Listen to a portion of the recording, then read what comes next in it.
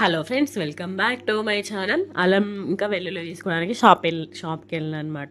So ఇది మాకు తెలిసిన షాపు, మంచిగా రీజనబుల్ ప్రైస్లో ఇస్తారు. హోల్సేల్ షాప్ అన్నట్టు. అసలు నాకు అక్కడికి వెళ్ళినాక రేట్స్ చూస్తే షాక్ అయినా నేను. అసలు హోల్సేల్కి రీటైల్కి ఎంత తేడా ఉంది అనిపించింది. అసలుకి ఎప్పుడైనా కూడా మనం హోల్సేల్లో తీసుకోవాలి. హోల్సేల్లో తీసుకుంటే మనకు ప్రైస్ తక్కువ పడుతుంది. ఇక్కడ ఆనియన్, ఎల్లిగడ్డ, ఆలు అవన్నీ కూడా ఉంటాయి. అల్లం ఇవన్నీ ఉంటాయి అన్నట్టు. సో నేను ఇంకా అల్లం ఇంకా ఎల్లిగడ్డ తీసుకున్నా. కరెక్ట్ ప్యారలల్ షాప్కి ఆపోజిటే ఉంటుంది అన్నట్టు. మమ్మీ మా అన్న వాళ్ళు ఎప్పుడు ఇక్కడ తీసుకుంటారు, ఇక్కడికి వెళ్ళని చెప్పారు. అందుకని చెప్పేసి నేను అక్కడికి వెళ్ళిన. సో నాకైతే చాలా రీజనబుల్ ప్రైస్కి వచ్చింది అల్లం ఇంకా వెల్లిపాయలు మాత్రము. సో ఇంటికి వచ్చినాక ఇంకా అల్లం పొట్టు తీసుకున్నాను అనమాట. ఇవన్నీ అల్లం వెల్లుల్లి పొట్టు తీయడం, అల్లం పట్టుకోవడం ఎక్కువ పనులు నేను మమ్మీ వాళ్ళ ఇంటి కన్నయ్య చేస్తాను. ఎందుకంటే కన్నయ్య ఎక్కడంటే తీయడు, ఇక్కడ మమ్మీ వాళ్ళు చూసుకుంటారు కాబట్టి కన్నయ్యని. సో నేను చేసుకుంటాను అన్నట్టు. సో అయినా కూడా నాకు అన్నయ్య నన్ను డిస్టర్బ్ చేయడం అన్నట్టు. వాడు కూడా తీస్తాడట. చూడండి నేను ఎట్లా తీస్తున్నానో అట్లనే తీయడం, ఆడుకోవడం. ఆ రోజే కన్నయ్య కటింగ్ చేయించినాము. సో అంత క్యూట్ ఉండే పొట్టి కన్నయ్య. ఇవి కొంచెం చిన్న చిన్న ఉన్నాయి. పెద్ద అయితే జస్ట్ స్టీల్ స్క్రబ్బర్ ఉంటుంది కదా, స్టీల్ స్క్రబ్బర్తో రాస్తే మొత్తం పోతుంది.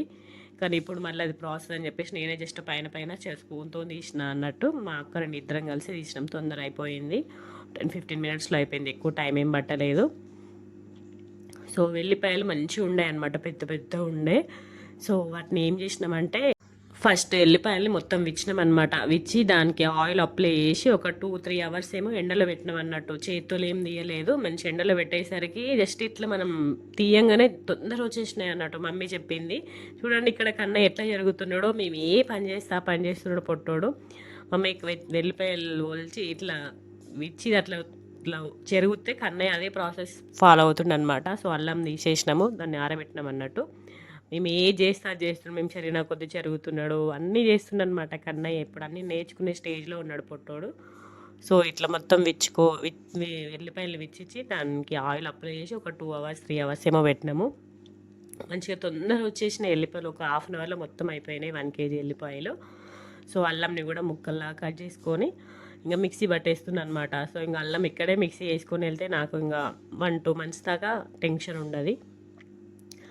ఒక కొంచెం అల్లం, కొంచెం వెల్లిపాయలు, కల్లుప్పు వేయాలి. దొడ్డుప్పు వేస్తే మంచిగా నలుగుతుంది కదా ఉప్పు.